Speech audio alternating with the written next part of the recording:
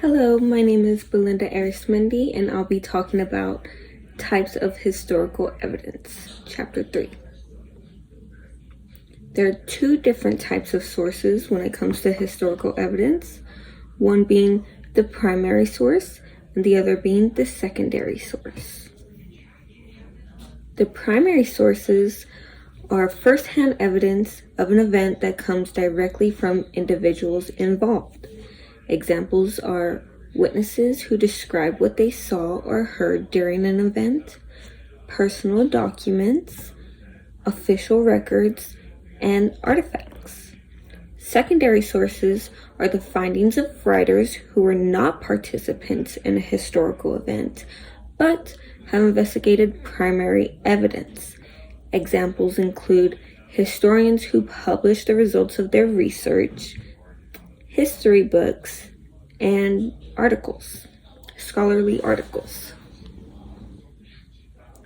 Instances where secondary sources becomes a primary source include when direct evidence is used as a source but is years apart from an event. A historian writes an article about their research of a specific event. It is a secondary source. However, if someone is writing an article on the historian and includes the historian's article, it is a primary source. A student writes about a document they are analyzing. However, if that document is destroyed, the student's analysis becomes its primary source. Accessing sources of evidence. There's multiple ways to access sources of evidence, which include print, in-person, museums, databases, websites, anywhere online. Written sources and non-written sources included. Written sources. When you're reading a written source, you want to look for the introduction or the preface. You want to make sure you read through that to find the author's purpose in writing the work. You want to scan the table of contents to see the author's layout of information. And for primary text, you need to determine its reliability because some sources can be fraudulent, inaccurate, or biased. Weigh evidence to see if those who participated in an event understood it well enough to describe it accurately. And you want to always check your source against another. Does the evidence contradict itself? That's what you're looking for. Other types of written sources include scholarly articles, which are secondary sources that are 30 to 50 pages essays. These are found in academic journals. These identify the thesis and consider if the evidence the author used supports it. Another written source is monographs, which is secondary sources that are book-length study of one specific topic. Pay attention to the point of view to learn about the topic, the argument, and the evidence the author's providing.